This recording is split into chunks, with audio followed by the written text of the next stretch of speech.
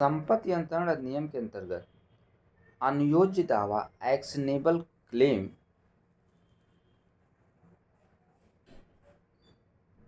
के बारे में हम लोग पढ़ते हैं।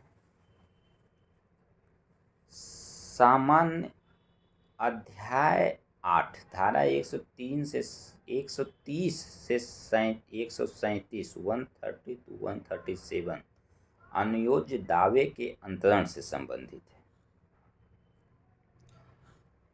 धारा 3 में डेफिनेशन दिया गया है अनयोज्य दावे के बारे में। क्या है? यह एक अनसिक्योर्ड मनी डेब्ट है, अप्रतिभूत नगद ऋण है। Beneficial interest in movable property not in possesses, चल संपत्ति में लाभदायी हित है। Intangible movable property, no physical existence. तो अनयोज्य दावा को समझने में बहुत मेहनत पड़ती है, लोग इसको नहीं समझ पाते हैं। तो इसमें बस केवल 2 ही चीज़ आप याद रखिए, बस इतना ही समझता है कि अनयोज्य दावा क्या है। तो यह अनसिक्योर्ड मनी डेब्ट है, अप्रत्याभूत नकद ऋण है। जो अनसिक्योर्ड मनी डेब्ट है वो या चल संपत्ति में लाभदायी हित, जबकि ऐसी संपत्ति दावेदार के कब्जे में न हो। जो दावा कर रहा है उसके कब्जे में ऐसी संपत्ति नहीं है, तो चल संपत्ति में लाभदायी हित ही क्या है? अनयोज्य दावा। तो अनयोज्य दावा एक अमूर्त चल संपत्ति है, अर्थात यह मूर्त नहीं है।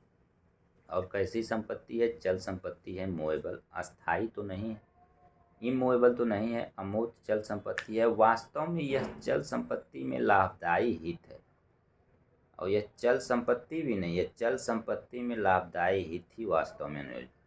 इस पर भौतिक कब्जा संभव नहीं है क्योंकि यह अमूर्त होता है। यही कारण है कि इनके अंतरण के लिए विशेष प्रक्रिया प्रावधानित की गई। अनयोज्य दावे का अंतरण धारा 130। अनयोज्य दावे का सप्रतिफल या अप्रतिफल अंतरण किया जा सकता है, मतलब प्रतिफल के साथ भी अनयोज्य दावे का अंतरण किया जा सकता है या प्रतिफल के बिना भी किया जा सकता है। अंतरण हेतु लिखित विलेख आवश्यक होगा, उसके लिए एक रिटन डीड बनाना पड़ेगा। लेकिन पंजीकरण आवश्यक न होगा। ये है कि रजिस्ट्रेशन आवश्यक है तो नहीं, केवल रिटन डीड लेकिन आवश्यक है। लिखित विलेख पर अंतरक या प्राधिकृत अभिकर्ता के हस्ताक्षर आवश्यक है। विलेख के निष्पादन के पश्चात ही अंतरण पूर्ण एवं प्रभावी हो जाता है। इसके साथ ही अंतरक के समस्त अधिकार व उपचार अंतर्ती को प्राप्त हो जाएंगे। अंतर्ती निम्नलिखित 2 अधिकार प्राप्त करता है धारा 130 खंड 2 में। नंबर ए, अंतरक की सहमति के बिना अपने ही नाम से वाद संस्थित करने का अधिकार। पहला तो ये है, अंतरक की सहमति के बिना अपने ही नाम से वाद संस्थित करने का अधिकार अंतर्ती को हो जाता है। नो कंसेंट, किसी कंसेंट की आवश्यकता नहीं। और दूसरा कि अंतरक को पक्षकार बनाना आवश्यक न होगा, जिसने अंतरण किया उसको पक्षकार बनाए आवश्यक नहीं। कुछ एक्सेप्शंस भी इसके हैं 3। अंतरण की सूचना धारा 131। अनयोज्य दावे के अंतरण की सूचना ऋणी को दी जानी चाहिए। यह सूचना अंतरक द्वारा की जा सकती है। यदि अंतरक सूचना नहीं देता तो अंतर्ती ऐसी सूचना दे सकता है। यदि अंतरक सूचना नहीं देता तो अंतर्ती ऐसी सूचना दे सकता है।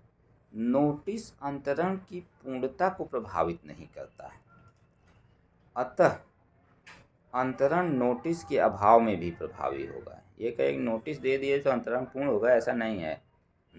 अंतरण नोटिस के अभाव में भी प्रभावी होगा, अंतरण होना चाहिए बस। नोटिस लिखित होगा, इसमें अंतर्ती के नाम व पता होगा। इस पर अंतरक या अभिकर्ता के हस्ताक्षर होने चाहिए। यदि अंतरक इनकार करता है तो अंतर्ती या उसका अभिकर्ता हस्ताक्षर कर सकता है। बस इतना ही है। अनयोज्य दावा धारा 136 न्यायालय की निष्पक्षता से संबंधित। ये रहा अनुयोज्य दावा। 130 में अनुयोज्य दावा का अंतरण है।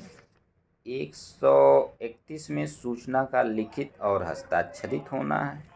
132 में अनुयोज्य दावे के अंतर्ती का दायित्व, इसमें इस सिद्धांत को समाहित किया गया है, साम्य चाहने वाले को साम्य का पालन करना चाहिए। 133 में ऋणी की शोधन क्षमता की guarantee, warranty of solvency of debtor. 134 में बंधकित ऋण है, मॉर्गेज डेट है। 135 में अग्नि बीमा पॉलिसी के अधीन के अधिकारों का समनुदेशन है। और 136 में न्यायालय से संसक्त ऑफिसरों की असामर्थ्य है, incapacity of officers connected with courts of justice.